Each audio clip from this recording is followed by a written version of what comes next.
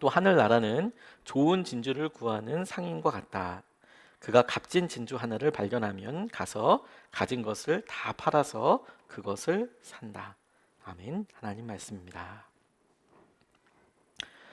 예수님의 비유에 대해서 우리가 9번째 같이 살펴봅니다. 예수님의 비유에 대해서 마치 주님께서 이 비유를 우리가 살펴보면서 우리 앞에서 직접 설교하시는 것 같은 그런 적용과 느낌이 들 때가 참 많습니다. 주님이 이런 관점에서 이 이야기를 하셨겠구나. 이 이야기를 듣는 사람들은 이런 생각을 했겠구나. 이 비유를 묵상하면서 우리가 예수님께서 설교하시는 그 장면으로 똑같이 가서 듣고 있는다라는 느낌을 참 많이 받습니다. 지난 주서부터는 그 비유 중에서도 하나님 나라, 천국에 대한 비유 이제 세 가지를 시리즈로 이제 우리가 보고 있는데 오늘이 두 번째 시간이에요. 지난주에 천국은 마치 밭에 감추인 보화와 같아서 모든 것을 다 팔아서 그 밭을 사는 사람의 이야기가 나왔죠. 오늘 이야기도 바로 이어지게 되는데 이 하늘나라, 하나님의 나라, 천국을 발견한 사람이 이제 좋은 진주를 구하는 사람과 비교하여서 그가 했던 행동들, 그가 보이고 있는 이 이야기를 통해서 우리에게 구원받은 우리, 그러나 하나님 나라 백성으로 사는 우리가 어떻게 반응하고 어떤 삶이 주님께서 원하시는 삶인지에 대해서 우리가 좀 살펴보면 좋겠다고 싶습니다. 어떻게 보면 그냥 언뜻 보면 지난주랑 이번 주랑 똑같아 보인다고 생각하실 수 있어요. 하늘나라는 마치 밭에 감추인 보화와 같아서 그 모든 것을 다 팔아서 산다. 자기 모든 것들을 숨겨두고 기뻐하며 돌아가서 자기 것을 다 팔아 그 밭을 사느니라. 다 팔아서 그 밭을 사는구나. 똑같구나라고 싶지만 결정적인 차이가 한 군데 중요한 부분이 있습니다. 그리고 그것이 바뀌는 것으로 인하여서 그 뒤에 의미와 행동들도 다 달라지는 것 같습니다. 그게 무엇이냐면 밭에 감추인 보화의 그 보화를 발견한 사람은 자기만 그 보화의 가치를 알아요. 다시 말해서 내가 이것을 다 팔려고 내어놓고 그 밭을 사기 위해서 무슨 일을 해도 다른 사람들은 전혀 모르는 것이죠. 이 사람 왜 저걸 팔지? 그가 발견한 밭에 감추인 보화는 아직 모르는 거니까. 그 밭을 산다라고 이야기했을 때 기본적인 조건이 그렇습니다. 그런데 좋은 진주를 구하는 사람은 그 좋은 진주를 자기도 볼 뿐만 아니라 그걸 팔려고 하는 사람도 그 진주의 가치를 알고 혹시 같은 여러 사람들이 보았을 때에도 그 진주의 가치를 아는 사람이 있어서 그것을 구하기 위해서 하는 행동들이 기본적인 태도가 다를 수밖에 없는 것이죠. 그리고 이것이 우리에게 하나님 나라에 대하여 굉장히 중요한 질문들을 하게 합니다.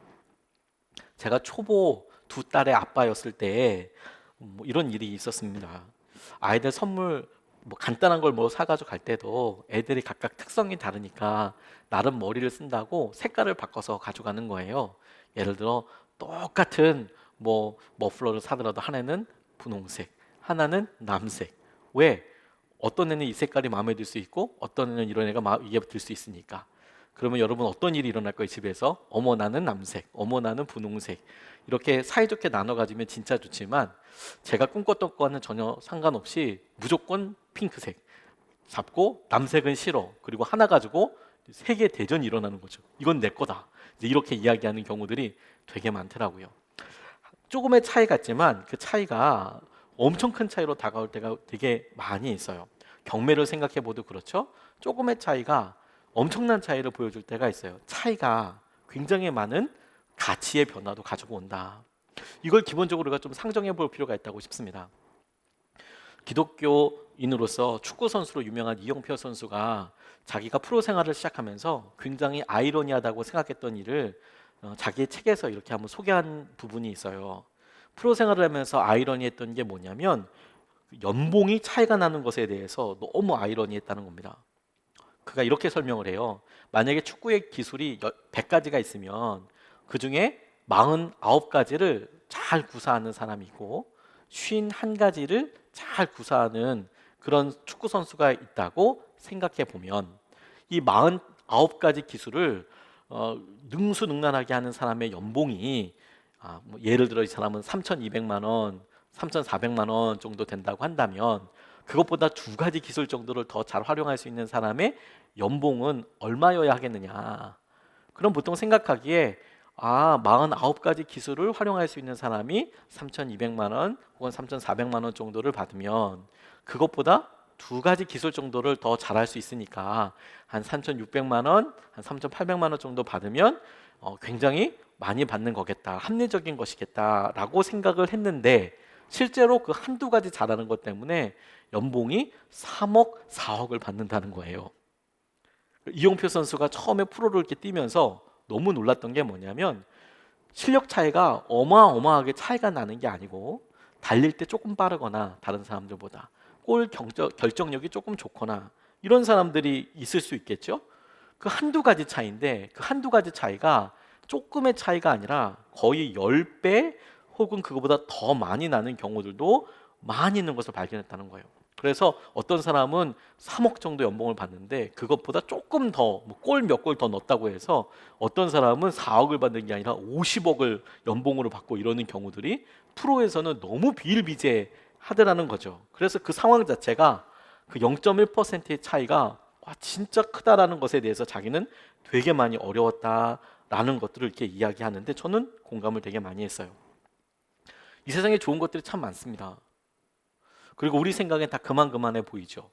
그리고 어느 순간에 그렇게 선택하고 평가하는 기준에 하나님의 나라, 우리가 믿음이라고 이야기하는 것들, 가치들이 어느 순간에 그런 선택과 비교의 테이블에 그냥 떨렁 같이 와 있는 거예요. 마치 비교할 수 없는 고려 청자가 그냥 헌책방 같이 이런 고물상에 하나 띡 올라온 것처럼 우리는 생각 가운데 너무 쉽게 그렇게 비교하면서 살아가죠. 그리고 마치 똑같이 선택할 수 있는 거라고 생각하는 경향들이 있습니다. 그 차이가 얼마나 다른 것인지에 대해서, 얼마나 그것이 놀라운 것인지에 대해서 우리가 쉽게 간과하는 것, 잊어버리는 게 너무 많다고 싶어요. 이 세상에 좋은 거 참 많죠. 그게 좋지 않다라고 생각하는 게 아닙니다. 믿음은 좋은 것임을 알죠. 그런데 더 좋은 것을 위해서 바꾸는 거거든요. 더 좋은 것을 위해서 그것보다 덜 좋은 것을 버리는 거거든요. 오늘 말씀이 바로 그 얘기를 하는 겁니다.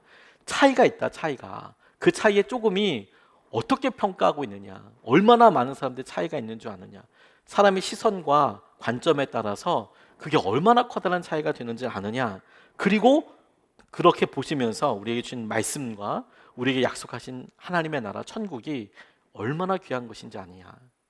믿음의 선배였던 바울은 그 차이가 배설물처럼 여겨질 정도로 자기가 좋다, 이건 너무 중요해 라고 인생을 막 쏟아부어서, 시간을 쏟아부어서 가졌던 학벌이나 관계나 이런 것들이 지나고 나니까, 하나님 나라를 발견하고 나니까 이거 다 배설물같이 필요 없어. 그게 안 좋다는 게 아니라 하나님의 나라, 하나님께서 주신 약속을 붙잡고 나니 그게 그만큼 아무 의미가 없어졌다라는 뜻이겠죠. 자, 우리에게 그런 눈을 열어달라고 좀 간절히 바라는 마음으로 우리가 이 말씀을 좀 깊이 질문해 보았으면 좋겠습니다. 앞서 말씀드렸듯이 여러분, 선택한다는 것은 지금 우리가 진주를 사는 이 똑같은 예화에서 좋은 것을 팔아서 더 좋은 것을 산다라는 점에 우리가 좀 마음을 집중해 보았으면 좋겠습니다. 나쁜 것과 좋은 것을 구분하는 것은 누구나 다 할 수 있습니다. 애들도 할 수 있어요. 그렇지 않습니까? 나쁜 것과 좋은 것은 선택하라 그러면 당연히 좋은 것 선택하죠. 애들도 압니다.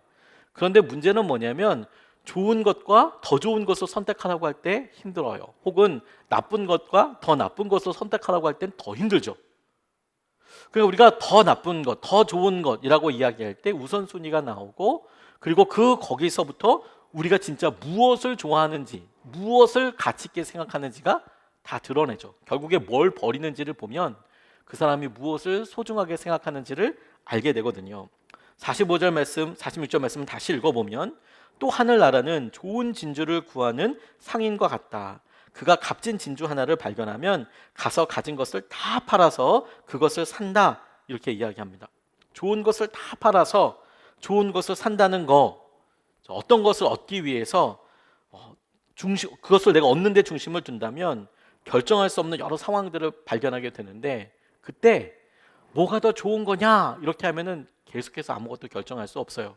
뭘 먼저 포기할 거냐, 뭘 버릴 거냐, 그래야 하나씩 찾아보게 되는 거거든요. 제가 노력했지만 안 되는 것 꽤 많이 있는데 그중에 제일 아쉬운 것 중에 하나가 뭐냐면 노력을 많이 했음에도 결국에는 못하게 된 것 중에 하나가 수영이에요. 수영. 노력을 안 했으면 좀 덜 아까울 텐데 수영 학원도 나름 다니고 노력을 많이 했단 말입니다. 근데 결국에는 못했어요. 못했어요. 그리고 수영 코치 분이 뭐 회원님 그것도 안 되세요? 막 이런 눈으로 자꾸 쳐다보기도 하고 열심히 이렇게 하는데 숨 쉬는 게 되게 어렵더라고요. 전 이게 조금 나이가 있어서 수영을 배우기 시작해서 그랬는지 혹은 제가 조금 이제 두려움이 겁이 많아서 그랬는지는 잘 모르겠지만 항상 숨 쉬려고 이렇게 하면 물이 물안경을 쓰고 있으니까 보이잖아요. 항상 물이 딱 여기에 있는 거예요. 몸무게가 많이 나가죠. 그러나 근데 몸이 커가지고 부력도 있을 텐데 싶은데 항상 숨을 흘려보면 딱 요만큼. 그래서 꼭 물을 먹어요. 그래서 항상 수영을 끝나고 나면 아침 생각이 없을 정도로 배가 불렀어요. 거의 뭐 수영장 물을 한 반을 제가 먹고 오는 것 같은 그런 느낌? 엄청 많이 물 먹고 그랬거든요. 나중에 열심히 선생님이 하도 뭐라고 하니까 하는 척하고 이렇게 하다가 한번 트랙을 쭉 간 적이 있습니다. 선생님이 너무 기뻐하셨어요. 하지만 선생님이 끝까지 몰랐던 게 뭐냐면 제가 그 가면서 한 번도 숨을 못 쉬었다는 거. 이렇게 동작은 했지만 숨을 못 쉬었다는 거.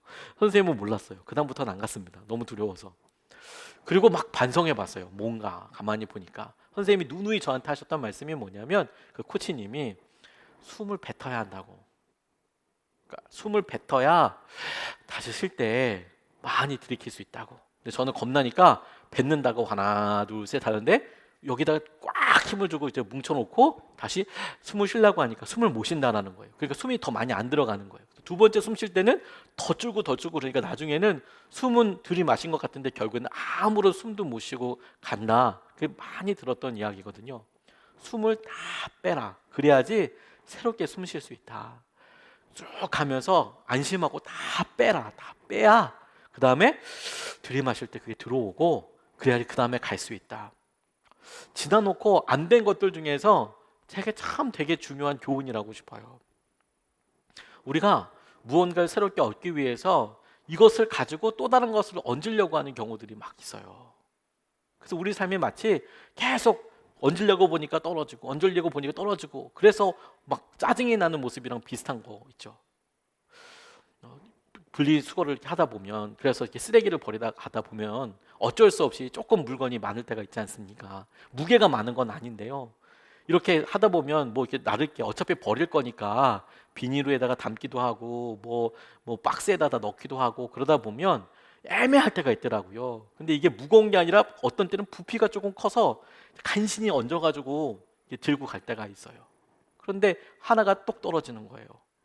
아, 왜냐하면 이걸 다 놓고 이걸 다시 들릴 생각하니까 너무 힘들죠. 그래서 간신히 진짜 몸을 비틀어서 올렸어요. 그랬더니 또 다른 게 또 떨어지는 거예요. 이걸 안 내려놓기 위해서 그렇게 힘을 쓰고 막 그러다가 막 짜증이 나고 힘들고 막 결국에는 내려놓고 더 대참사가 일어나는 경우들이 제게는 있더라고요. 우리가 우리 삶의 중요한 우선순위를 놓고 가려고 하는데 버리지 않아요. 정리하지 않아요. 그러니까 너무 이런 게 막 얹어서 하다 보면 컬떡컬떡 이렇게 믿음 생활을 하거나 혹은 무엇이 진짜 좋은 가치인지에 대해서 잘 모르고 믿음 생활을 하는 경우들이 너무 많아요. 새로운 습관을 우리가 예전의 방식을 버리지 않으면 가질 수 없습니다. 새로운 습관을 가질 수가 없어요. 24시간 중에서 주님과 함께하는 시간을 가지려면 열심을 낸다 이거 아닙니다. 내가 주님과 함께 동행하고 내가 지금까지의 삶에서 뭔가 더 나은 믿음의 그런 결정과 혹은 믿음의 어떤 상태를 내가 유지해야겠다 이런 결정을 했다면 첫 번째 될 게 뭐냐면 그러면 독하게 내가 결심한다가 아니에요. 그럼 제일 먼저 생각해야 될 게 뭐냐면 뭐부터 정리해야 되나? 내 시간 중에서 뭐를 안 해야 하나? 뭐를 단순하게 해야 하나? 그래야 그 다음에 하나님을 위해서 내가 내 믿음을 위해서 주님과의 관계를 위해서 투자할 것이 잡히는 거예요. 그거 없이는 아무것도 안 되는 겁니다. 좋은 진주를 아주 극상의 진주를 얻기 위해서 포기해야 하는 게 먼저라는 겁니다. 이번 주에 제가 예전에 참 좋아하던 한 일본 소설가의 글을 읽었어요. 오랜만에 여러 책들을 읽다가 예전에 사서 이렇게 구해놨는데 안 읽고 있었더라고요. 그래서 이제 오랜만에 옛날 생각도 나고 그래서 이렇게 꺼내서 이렇게 봤습니다. 마루야마 겐지라는 사람인데 요즘 일본과의 관계도 그런데 일본 소설가라고 하니까 조금 그렇기도 하는 분도 있으실지 모르겠지만 제가 대학 다닐 때는 일본 소설이 굉장히 유행이었던 때가 있었어요. 그래서 뭐 다들 뭐 서점 코너에 일본 작가들이 이렇게만 쫙 있고 막 이제 그랬었거든요. 그래서 저도 일본 소설 많이 읽었습니다. 당시 대학가에서 유행하고 이거 베스트셀러다라고 했던 책들을 많이 읽었던 것 같아요. 그런데 이제 지금까지 이제 꽤 많은 시간이 지났는데 지금 뭐 다른 책들은 다 정리된 것 같습니다. 어디 있는지도 몰라요. 뭐 버렸든지 누구 줬든지 뭐 이사가면서 없어졌든지. 그런데 제게 그래도 잘 간직하고 있는 분이 있다면 이 마루야마 겐지라는 분을 제가 좋아했어요. 되게 좋아하고 이분이 쓰신 책 중에서 아직 오지 않은 소설가에게라는 그런 책을 읽었는데요. 제가 이분을 좋아하게 된 이유가 저희 아버지랑 같은 뭐 연세이기도 해서도 있지만 속이 단단한 남자 같은 느낌? 아, 이 남자의 글이다 이거는 진짜. 속이 아주 단단한. 그렇다고 막 야성미 이런 게 있는 게 아니고 속이 진짜 되게 단단한 분이구나. 예, 그래서 좀 그런 거를 그런 느낌을 받아서 이 소설가를 되게 좋아했거든요. 근데 이분이 제가 이번에 읽은 책에서 예전에 알고 있던 내용이었지만 직접 그분이 쓴 글로 다시 확인하면서 되게 마음속에 도전이 됐던 게 있었어요. 아직 오지 않은 소설가는 누구냐면 자기가 아직 글을 써보지도 않았고 하지만 내가 소설가가 되도록 내가 글을 쓰겠다라고 간절히 원하는 사람들. 근데 그 사람들 중에서 그냥 대충대충 글쓰려고 소설가로 그냥 유명한 사람이 되고 이런 게 아니라 정말 소설을 써보고 싶은 사람, 소설로 쇼부를 보고 싶은 사람에 대해서 이렇게 쓴 거예요. 자기가 평생 글을 써보니까 처음에 한두 편 글을 잘 썼다가 나중에 글 쓰는 것으로는 어떻게 벌이가 안 되니까 강연을 나간다든지 사람들을 만난다든지 그러면 그런 강연, 사람 만나는 거 혹은 잡지나 이렇게 사람들이 많이 보는 책에다가 원고를 쓰면 그게 소설 쓰는 것보다 돈이 더 많이 된대요. 그렇게 써서 결국에는 소설가가 아니라 망가지는 사람을 많이 봤는데 그런 사람 아니고 정말 소설을 쓰고 싶은 사람이 있다면 그 사람, 그 사람에게 쓰는 글이다. 이런 책이었어요. 저는 설교를 쓰는 사람으로서 또 옛날에 좋아했기 때문에 좀 꼼꼼히 좀 읽어보게 됐습니다. 이분이 참 이런 얘기를 했어요. 자기 얘기를 쓰면서 옛날 분이니까 원고지에다가 글을 다시 쓰시는 분이거든요. 물론 컴퓨터도 있고 그러지만 자기네 원고지에다 다시 쓴다고.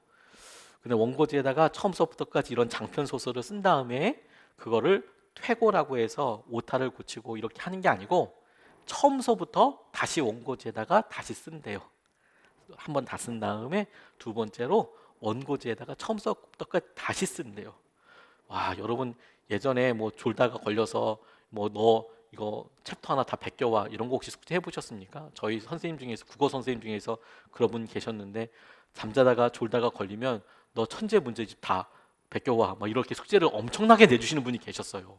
지금 생각해봐도 너무 끔찍한데 천재 문제집 옛날에 이렇게 두꺼운 거 이런 거 문제가 진짜 1000개여서 천재였거든요.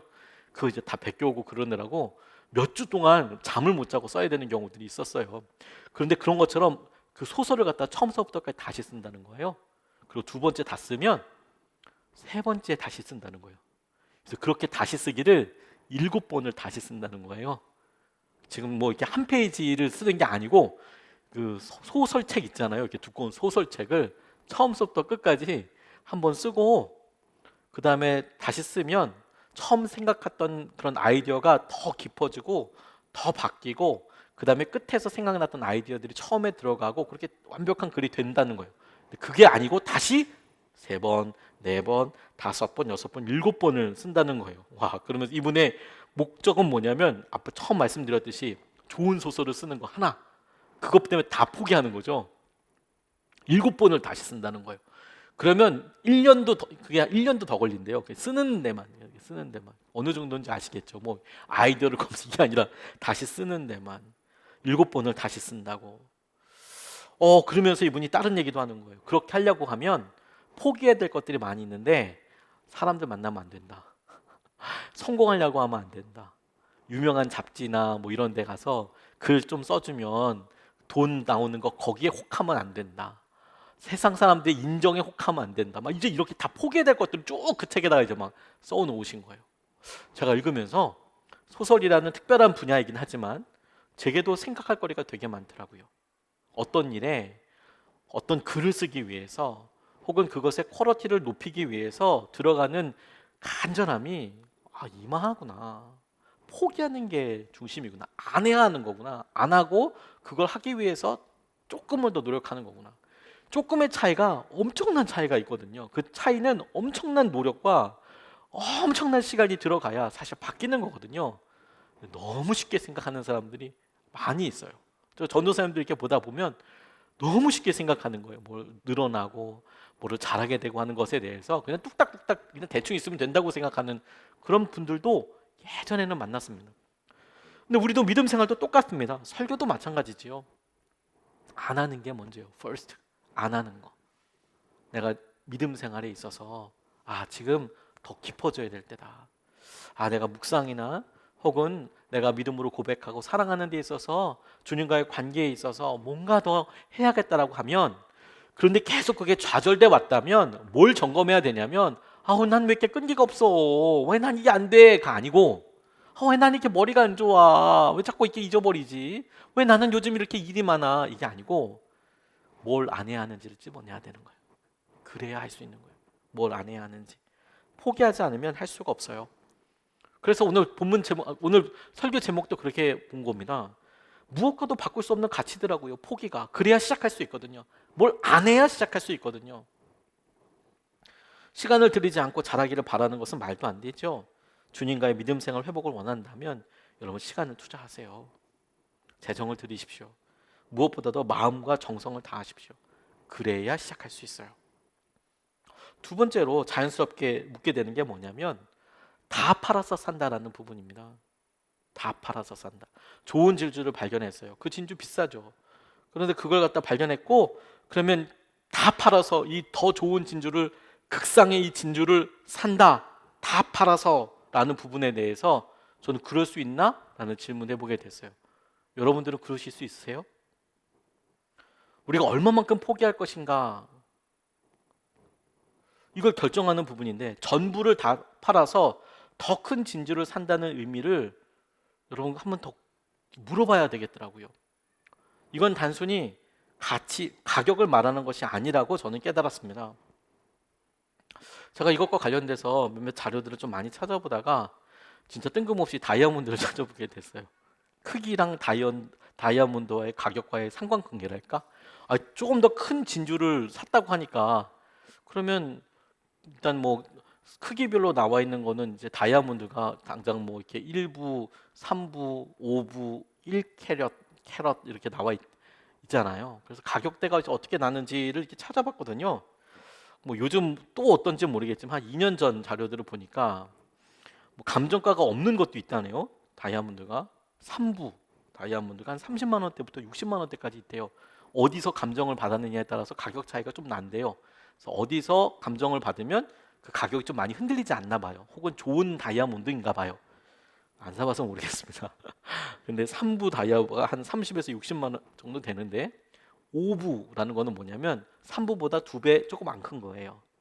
그러니까 1캐럿짜리를 반 나눈 거. 1캐럿짜리의 10분의 3 이런 느낌이거든요. 5캐럿짜리는 그런데 100만 원에서 150만 원까지 차이가 난대요. 그러니까 80만 원 정도 차이가 나는 거예요. 2배 차이가 나는 게 아니라 거의 3배 정도 차이가 나더라고요. 3배. 그래서 1캐럿짜리 가격을 또 찾아봤어요. 그럼 5부보다 1캐럿은 딱 2배 더 큰 거 아닙니까? 그래서 5부 100만 원에서 150만 원이라고 그랬는데 1캐럿짜리를 보니까 이건 550만 원에서 800만 원짜리라는 거예요. 정말 3배, 4배 그 이상이 이제 막 5배까지도 점점 올라가는 거죠. 이게 커질수록 정말 이렇게 수직으로 올라가게 됩니다. 쫙 지수화처럼 끝까지 올라가게 되더라고요. 나중에 엄청 큰 거는 얼마나 가치 있는지를 아예 볼 수도 없어요. 우리가 여러분 하나님께서 우리에게 주신 천국을 발견했습니다. 근데 우리가 흔히 잘못 생각하고 있는 것은 뭐냐면 내 삶에서 몇 개 팔면 이거 살 수 있다고 생각하는 거예요. 가치를. 이거 더하기, 내가 하고 있는 내가 관계, 내가 하고 있는 이런 일들에 대해서 욕심 더하기 몇 개로 자 얼마 정도랑 이걸 갖다가 커버를 할 수 있고 바꿀 수 있는가, 이런 계산적인 행동을 우리가 의외로 합니다.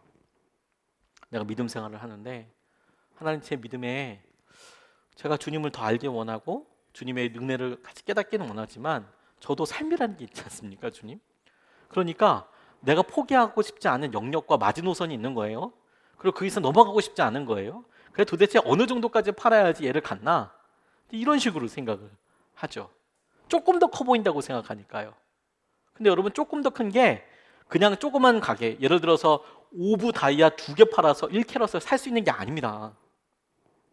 그냥 우리가 좋아하는 거 몇 개 안 한다고 해서 하나님께서 우리에게 주신 놀라운 천국의 약속과 주님께서 우리에게 주신 놀라운 값진 진주를 그냥 몇 개, 조그만 거 몇 개, 우리가 봤을 때는 무게도 비슷한 것 같고 그래가지고 팔 수 있다고 되는 게 아닙니다. 가격이 비슷한 걸 살 수 있다고 하는 것도 아니에요. 영화에서 무슨 뭐 요즘 뭐 나오는 무슨 뭐 여러 영화들에서 간혹 나오는 장면 같은데요. 올인이라는 말이 있죠, 여러분. 올인. 도박할 때 올인이라는 표현 이게 쓰잖아요. 포카 이런 거 할 때. 포카 올인한다. 그럼 그 어떤 의미인지 알고 계세요? 올인? 내가 다 넣는다. 뭐 이제 이런 느낌으로 알고 있잖아요. 사실 저도 잘 몰랐어요. 다 넣는다. 이제 이렇게만 생각을 했는데 제가 실제로 뭐 올인 뭐 이런 거 해본 적이 없어가지고 근데 이제 찾아봤죠. 이것도 올인. 뭐 영화에는 많이 난다. 올인이다. 이제 다 이렇게 할 때 보면 뭐 우리가 잘 그냥 상식적으로 알고 있다시피 그냥 자기가 갖고 있는 거 다 넣는 거죠. 그냥 갖고 있는 거 다 넣는데 나를 빼고 이제 다 넣다 보면 이제 문제가 있는 거죠. 다른 사람들도 자기가 올인을 하면 그 게임에 다 같이 넣어주든지. 그러니까 그 정도 예를 들어서 제게 뭐 100이라는 것이 있으면 뭐 100만 원이 있다면 100만 원을 올인을 하면 사람들도 올인을 같이 해주는데 100만 원 밑으로 사람들은 그냥 그거 음악을 해주고 뭐 80만 원, 90만 원 올인해주고 싫겠죠. 왜냐하면 자기가 이걸 죽든지 올인을 같이 해주든지 둘 중에 하나를 선택해야 되거든요. 거꾸로 한 1000만 원 정도 있는 사람이면 100만 원 올인해도 그 사람 1000만 원을 다 가져가는 게 아니고 더 많은 사람은 100만 원만 가져간다고 이야기를 하더라고요. 그걸 올인이라고 한다 하더라고요. 나름 이게 막 하더라고요. 그래서 보통 도박사들이나 뭐 그걸 하는 사람이 이걸 처음서부터 무조건 올인 그러면 사람들이 제 큰 좋은 패가 있구나. 그래서 따라오지 않는다고 하더라고요. 그래서 어떻게든 처음에는 그냥 낮은 패를 갖고 있는 것처럼 이렇게 계속 하다가 점점 액수가 올라가서 나중에 올인을 해야 돈을 많이 번다. 뭐 이런 설명들도 나와 있더라고요. 그래서 정말 좋을 때 마지막에 그 올인이라는 것을 하는데 그런데 제게 있어서 하나님 앞에 우리가 올인했는가? 이런 질문이 되더라고요. 다 팔아서 가장 좋은 진주를 산다라고 이야기했을 때 우리가 다 팔아서 올인한다 할 때 주님께서 우리에게 약속하시고 보여주신 그 놀라운 진주는 그 하늘 나라는 우리의 것을 다 팔면 살 수는 있는 걸까요, 여러분? 올인을 했을 때 그게 될 수 있는 걸까요? 그래서 어떤 영화들 보면 이거 다 걸고 내 손 뭐 이렇게 뭐 걸고 그러잖아요. 그게 뭐 좋은 건 좋은 예는 아니지만 그러니까 내가 올인을 한다는 것은 내가 올인을 한 것은 그냥 다 내 재산과 내 어떤 내가 갖고 있는 것의 전부가 아니라 실제로 그것보다 커다란 내 삶의 일부와 내가 원하는 방향과 내게 속한 무엇을 다 건다는 그런 의미가 있겠다고 싶어요. 아주 커다란 것을 내가 바꾸려고 할 때, 내가 올인하려고 할 때, 하늘나라가 진주장사가 발견한 좋은 진주라고 했을 때 우리들이 하늘나라 그 천국에서의 삶을 위해서 모든 것을 다 걸었나? 그게 아니라면 여러분 우리는 은연중에 계산하고 있는 거라니까요. 이 정도만 걸면 된다고 생각한다는 거라니까요. 근데 말씀드렸듯이 오브 다이어 2개 판다고 한 캐럿가 나오는 게 아니에요. 가격이 우리의 삶에서 몇 개 정도로 한다고 해서 생명이 나오는 게 아닙니다. 하나님께서 우리에게 주신 영원한 가치가 나오는 것이 아니에요. 우리의 삶에 다 더해져도 올인이라고 해도 하나님께서 우리에게 주신 약속과 하나님 나라는 우리에게는 너무도 커다란 가치가 될 거예요. 그걸 바꿀 수가 없습니다. 우리의 삶을 다 준다고 하더라도 하나님께서 약속하신 하나님의 나라와 하나님께서 우리에게 허락하실 그 놀라운 은혜는 1대1의 등가가 아니에요. 원래 등가가 아닙니다. 우리가 바보가 아닌 한 우리에게 주먹만한 다이아가 있는데, 우리에게 주먹만큼 있는 스부 다이아라고 그냥 점점점점 붙어 있는 조그만한 다이아, 이렇게 한 주먹 아니 두 주먹 이렇게 갖고 간다고 해서 와 이게 더 무게가 많이 나가네, 바꾸지 않습니다. 여러분, 주먹만한 이런 거는 뭐 몇천억 정도가 아니라 돈이 있어도 못 사는 그런 극상의 보석이고요. 스부 다이아는 그 말만 잘하면 5천 원씩 그냥 줘요. 그래서 준대요. 저도 뭐 사보진 않았지만 그냥 다 나눠 준대요. 그렇게 중요하지 않대요. 살 수 있대요. 많이 널렸대요. 그래서 그걸 두 주먹어치 무게를 2배, 3배를 달아줘도 비교할 수 없어요.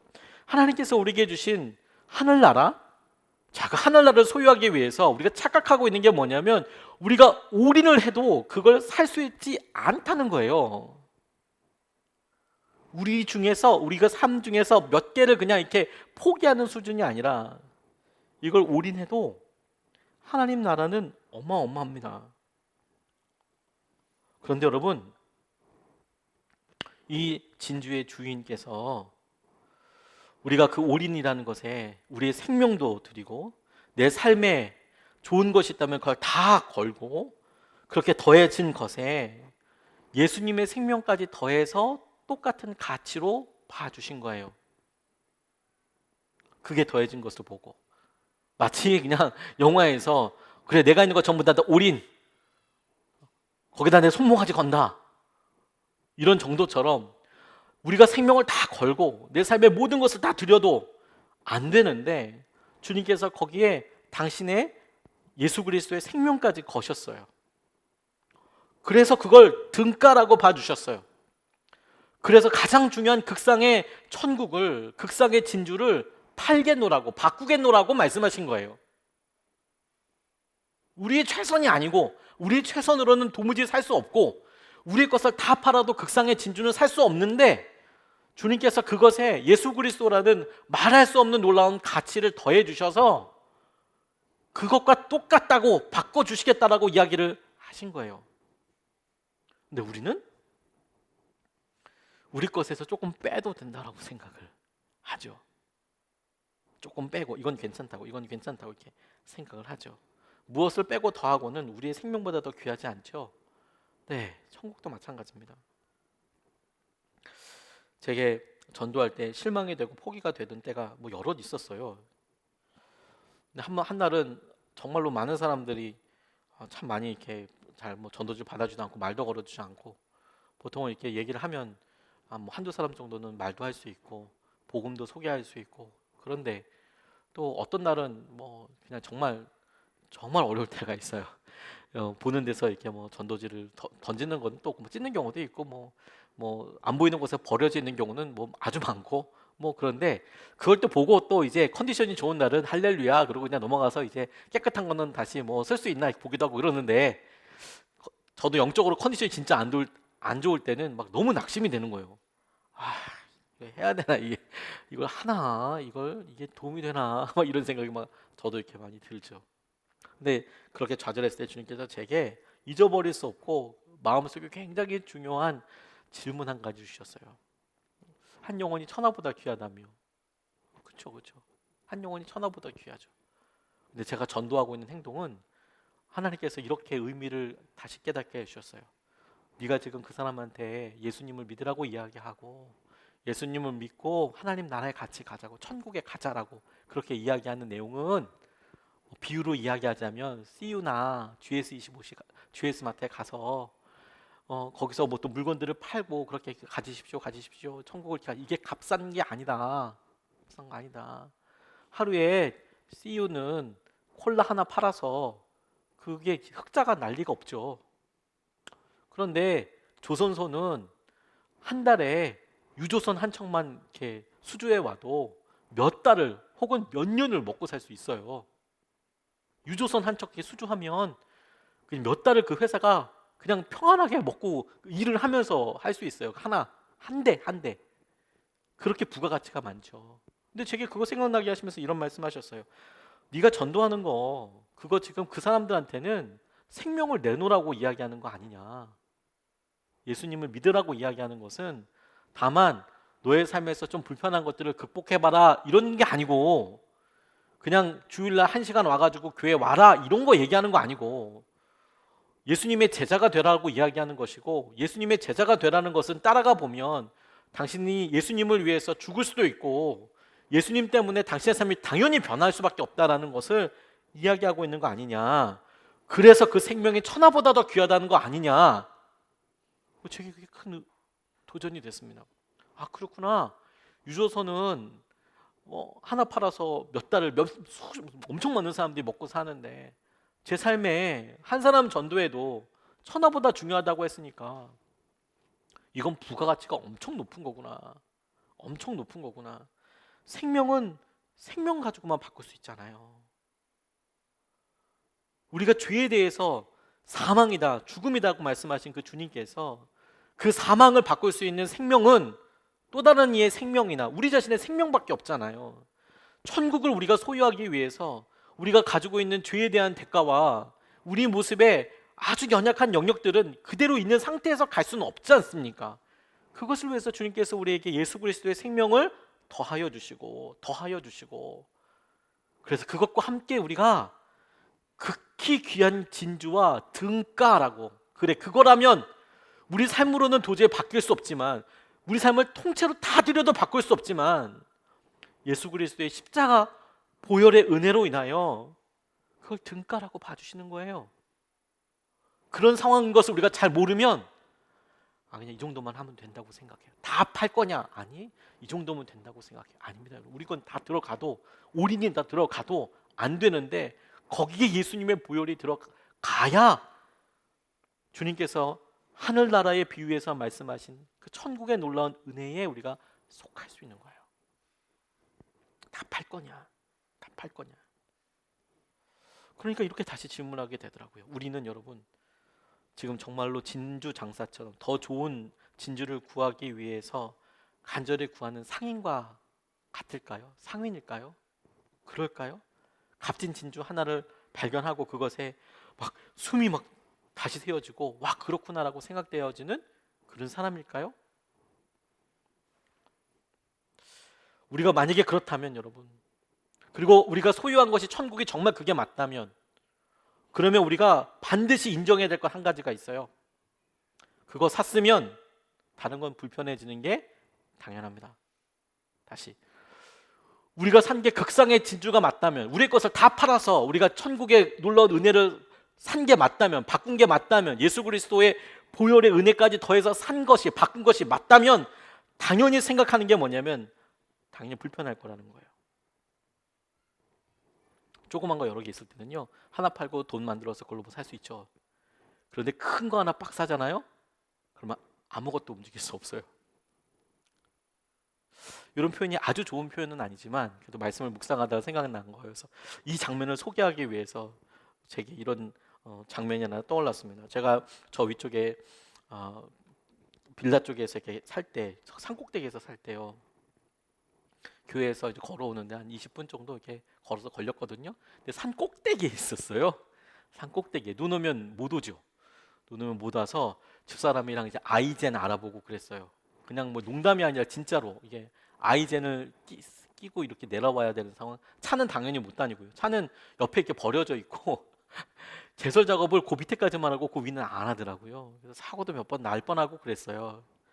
자, 그랬는데요, 제가 참 놀라웠던 것은 뭐냐면 그 빌라들이 이렇게 쭉 이렇게 있지 않습니까? 뭐 집은 뭐 어떤 거든 싸진 않지만, 근데 저도 이제 사람들이 얘기하니까 뭐 좋은 차든 어떤 차가 좋다 이런 거는 그래도 들어서는 알지 않습니까?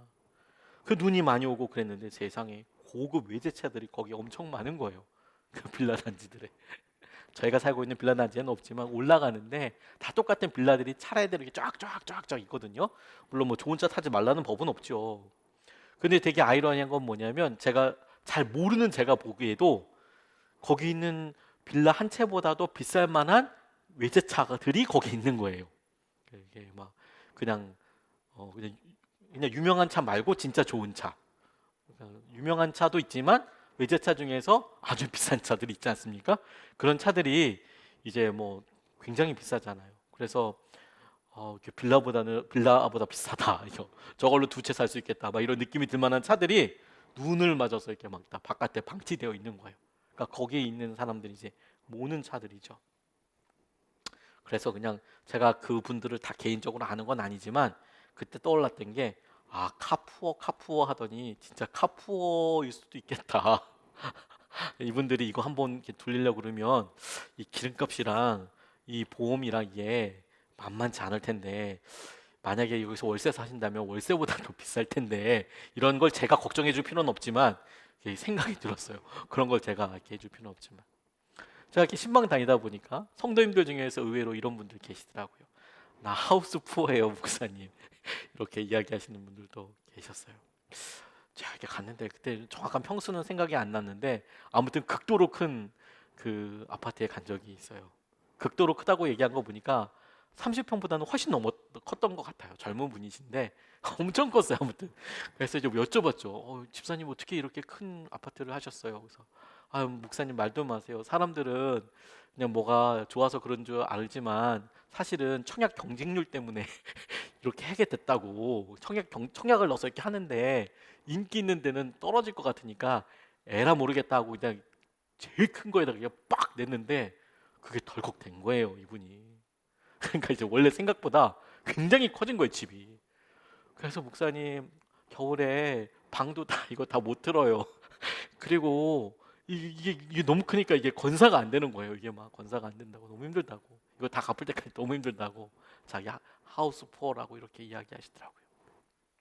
근데 그게 결코 이렇게 막 웃어 보이지 않았어요. 진짜 심각하구나. 그거 하나 이제 빡 사고 나니까 다른 거에 어떤 뭐 용도가 없는 거죠. 힘이 어떻게 쓸 수가 없죠. 당연하죠. 자기가 갖고 있는 진주 다 팔았습니다. 그리고 제일 좋은 진주 팔았어요. 자, 어려운 일이 생겼습니다. 조금 힘든 일이 생겼어요. 예전 같았으면 자기가 갖고 있었던 많은 진주들 중에서 하나 팔아서 그 일을 해결하겠죠. 그렇죠? 뭐 아이들 등록금이라든지 뭐 이사 갈 때 조금이라든지 그렇죠. 그러면 우리가 갖고 있는 여러 진주들 중에서 하나 팔아서 그거 해결할 수 있을 거예요. 근데 다 팔아서 아주 좋은 진주를 샀어요. 자, 이사 가려고 하는데 이거 팔까요? 아주 좋은 진주를 팔까요? 그것도 헐값에? 그러지 않을 거예요. 뭐 조금 어디 갔는데 그런 거 가지고 휴가 가는데 그거 팔까요? 그렇지 않을 거예요. 불편한 게 엄청 많아지겠죠. 그런데 여러분, 성경에서 우리에게 깨우쳐주고 도전하는 게 바로 그겁니다. 불편해요. 그런데 그게 곧 우리에게 가장 좋은 진주, 좋은 진주를 구하는 상인의 마음이고 그것이 천국을 소유한 사람들의 삶에 자연스럽게 따라오는 불편함이에요. 그리고 그게 없으면 영원한 것을 사는 것은 어렵습니다. 세계에서 제일 큰 진주가요. 가로 30cm, 세로 67cm래요. 30cm, 67cm 정도. 가격도 보니까 한 1,100억 정도 된다네요. 필리핀 팔라원이라는 곳에서 발견이 됐는데 그걸 발견한 어부가 그게 얼마인지는 모르고 진주를 갖고 있으면 행운이 온다고 그래서 자기 침대 밑에다가 그렇게 놔두고 살았대요. 그러다가 집에 불이 났다네요.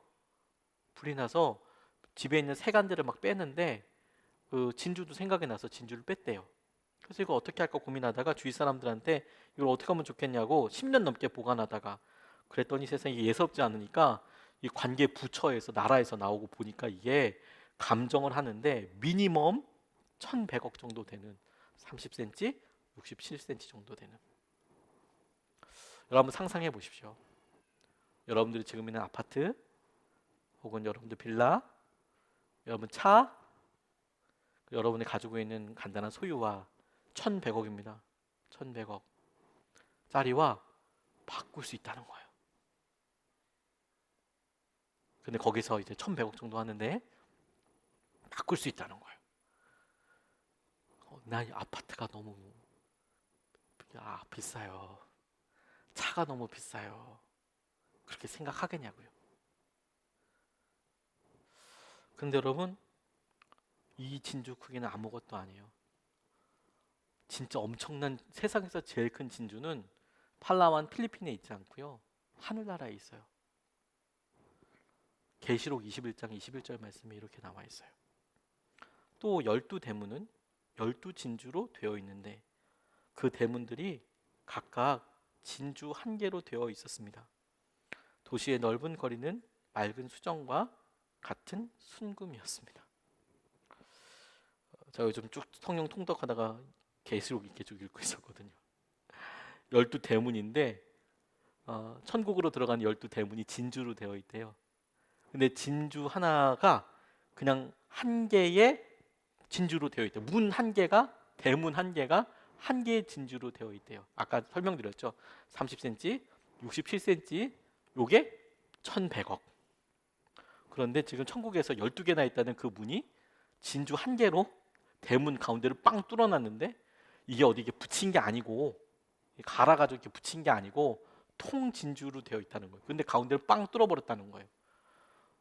저는 2m가 조금 안 되니까 2m로 치고 대문이라고 했으니까 2m 좀 협소하긴 하지만 뭐 2m라고 일단 치고 저는 날씬하니까 뭐 저보다 조금 더 간다고 하지만 저희 집사람이랑 둘이 이렇게 같이 들어간다고 쳐서 한 뭐 1m라고만 해도 상상할 수 없는 크기 아니겠어요? 가로 세로 크기가. 여러분들은 우리의 것을 다 팔아 천국에 있는 그 진주문을 사지 않으시겠어요? 애플사 창립한 스티브 잡스가 세상을 떠나기 전에 얼마 전에 인터뷰를 했는데 참 재밌는 이야기를 했어요. 이분이 사실 하나님 안 믿는다고 막 그랬던 분인데 자기가 이제 암 걸려서 췌장암 때문에 이제 이 땅을 떠나기 전에 이렇게 인터뷰를 했대요. 가끔은 하나님을 믿었고 가끔은 믿지 않았다. 재밌죠? 전 그것만으로도 되게 좀 많이 위안이 되더라고요. 이 사람이 하도 막 기독교에 대해서 막 이렇게 얘기하고 막 그랬던 사람이어서 그래서 가끔은 하나님을 믿었고 가끔은 믿지 않았대요. 그런데 암 진단을 받고 나서 믿고 싶어졌대요. 하나님이 너무 믿고 싶어졌대요. 그리고 죽으면 모든 것이 그냥 무로 사라진다는 건 도저히 참을 수가 없었대요. 무가 돼서. 그래서 이 스티브 잡스가 애플 기기에 원래 전원 스위치를 놓고 싶지 않아 했대요. 그래서 애플 기기들이 굳이 이렇게 끄는 거를 끄지 않아도 될 만큼 계속 그렇게 오래 쓸 수 있게끔 좀 만들었거든요. 배터리가 아니라 그냥 쓰시는 분들은 아예 컴퓨터를 끄지 않고 그냥 이게 딱 스크린만 딱 닫아도 오래 쓸 수 있게끔 대부분 분들이 그렇게 나와 있어요. 왜냐하면 스위치를 누르면 뭔가 꺼진다는 걸 너무너무 싫어했대요. 끝난다는 걸 너무너무 싫어했대요. 스티브 잡스가. 영원한 것에 대해서 이 사람이. 무엇을 바꾸시겠습니까? 여러분, 무엇을 어떤 것을 바꾸시겠습니까?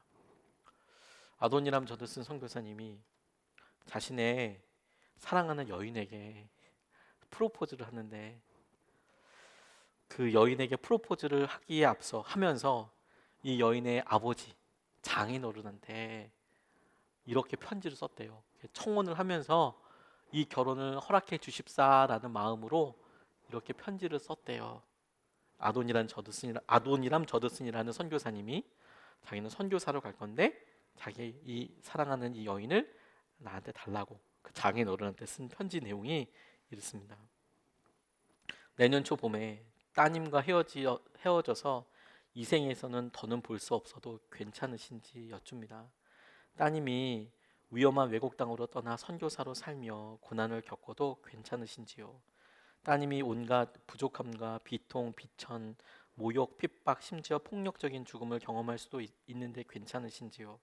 하늘의 집을 떠나 따님과 어르신을 위해 돌아가신 그분을 위해 멸망으로 가는 불사의 영혼들을 위해 시온과 하나님의 영광을 위해 이 모든 것에 동의하시는지요?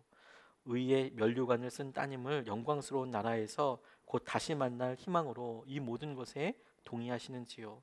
따님을 통해 영원한 고통과 절망에서 구원을 받은 사람들이 따님의 구주께 드릴 찬양이 되어 그 면류관이 환하게 반짝거릴 겁니다. 이렇게 이제 이야기를 했어요. 참 놀라운 건 이런 편지를 받고도 그 아버지가 허락해 줬다는 거예요. 둘이 결혼을 결국은 했으니까 허락한 거겠죠, 그렇죠? 근데 안타까운 거는 이 이야기가 그런 결심만 했구나라고 끝나지 않는다는 겁니다. 그래서 어떻게 됐느냐? 예상대로 펼쳐졌어요. 그대로 아도니람 저드슨 선교사님과 이 아내분에게 진짜 예상대로 지금 그 장인 어른한테 편지를 쓴 대로 예상 그대로 다 이루어졌어요.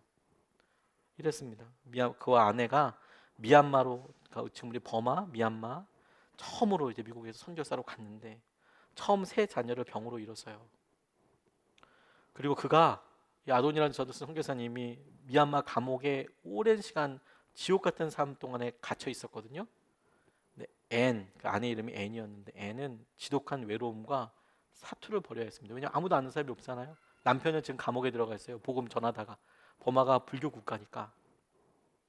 결국엔 이 아내가 30대 초반에 꽃다운 나이에 천연두로 생을 마련했어요. 남편 없는데.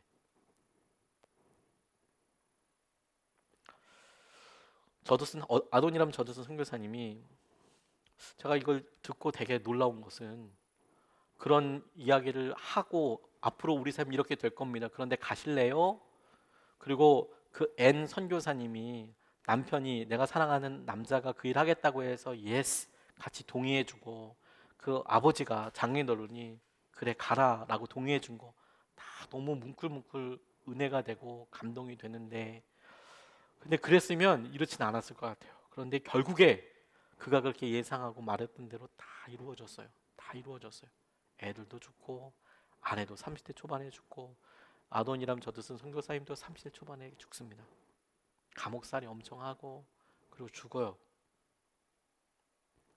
그러니까 이 아돈이람 저드슨 선교사님과 앤이 함께 대가를 철저히 따져본 뒤에 멸망으로 가는 불사의 영혼들을 위해 시온과 하나님의 영광을 위해 이 모든 위험을 무릅쓸 가치가 있다는 결론을 내리고 간 거잖아요. 그리고 실제로 그것을 알았기 때문에 그럼에도 불구하고 그 가치를 지불한 거잖아요. 이것이 우리가 부름받은 특권이고 신성한 책임인 거예요. 이것이 우리가 천국을 발견했을 때 우리 가운데 하나님께서 주신 부르심이에요. 안전은 보장되지 않고 다만 예수님이 보장되는 거예요. 천국이 우리에게 보장되는 거예요. 그리고 그것으로 충분한 거예요. 주님께서 이 땅에 우리에게 바로 그 부분을 계속 물으신다고 싶어요. 너희의 삶이 진짜 힘든 것이 돈이 없어서, 혹은 돈이 없기 때문에 생기는 여러 다른 일들, 혹은 시간이 없어서, 어떤 실수를 했기 때문에, 오랫동안 대화가 없어서 관계 때문이라고 생각을 하느냐? 아니라고 하나님께서 말씀하실 거예요. 예수님 때문이라고 말씀하실 거예요. 예수님과의 관계 때문에. 주님께서 이미 주신 놀라운 생명과 은혜를 우리가 붙잡지 못하기 때문에, 주님께서 원래 우리에게 주셨던 것에 대해 우리가 새롭게 눈을 뜨고 가치관을 붙잡지 못하고 있기 때문에 포기를 못하는 거죠. 포기를 못해요. 그래서 예수님을 붙잡지 못하는 거예요. 막 우리의 것으로 가득 막 그냥 박스에다 놓고 거기에 예수님을 어떻게 얹어보려고 하는 거죠. 네? 어떻게 얹어보고 안 떨어뜨리려고 중심을 잡고 이렇지만 예수님 막 위태위태 막 떨어질 것 같이 막 이런 삶을 사는 거죠. 그리고 내 삶은 왜 이렇게 어렵냐라고 이야기를 해요. 다 내려놓고 다 펼쳐놓고 예수님 한 번만 딱 붙잡으면 두려움, 염려 없어져요. 그걸 안 떨어뜨리기 위해서 실패 안 하려고 그렇게 고민 안 해도 돼요. 주님께서 우리를 책임져 주시고 붙잡아 주시고 이끌어 주시니까. 예수님밖에 우리의 삶에 다른 건 없습니다. 천국은, 주님은 우리가 갖고 있는 것 중에서 몇 개를 정리해서 얻을 수 있는 것이 아닙니다. 천국은, 주님이 우리에게 주신 하나님 나라는 우리의 모든 것을 요구하세요. 그리고 오늘 우리가 그것을 취하게 될 때 주님께서 우리에게 말씀하신 모든 일이 다 실제가 될 거예요. 다 팔아서 그것을 우리의 것으로 만들며, 그것을 통해서 주님께서 우리에게 주신 놀라운 은혜와 예수님 그분을 우리가 놀랍게 은혜로 경험하게 될 겁니다. 오늘 그 주님이 여러분들에게 놀라운 왕이 되셔서 여러분들의 삶을 다스리시고 여러분들에게 말씀하신 그 말씀과 은혜가 그대로 이루어지게 되기를 축복합니다. 우리가 원하는 것은 예수님이에요. 우리가 원하는 것은 천국, 하늘나라, 그곳에 가기 위해 하나님께서 약속해 주신 예수 그리스도의 놀라운 은혜의 약속이에요. 그걸 붙잡는 거죠. 그러면 주님께서 우리에게 필요한 다른 것들을 인도해 주실 뿐만 아니라 책임져 주시는 거예요. 한 번도 경험해 보지 못했던 은혜의 문이 열리는 겁니다. 우리가 무엇으로도 챙겨 놓고 더 넣어 보려고 했지만 안 됐던 것들을 예수님으로 인하여서 우리가 경험하게 되고 전혀 다른 삶의 의미를 보게 되고 노래하게 되고 기뻐하게 되고 기도하게 될 거예요. 오늘 우리가 이 말씀과 함께 찬양을 좀 고백하고 싶습니다. 우리가 주인 삼은 것들이 많이 있어요. 그래서 그 주인 삼은 것들이 내려놓을 수가 없는 거예요. 다 포기하지 못하는 거예요. 다 들고 있으려고 하는 거예요. 그러니까 너무 힘든 거죠. 그거 내려놔야 됩니다.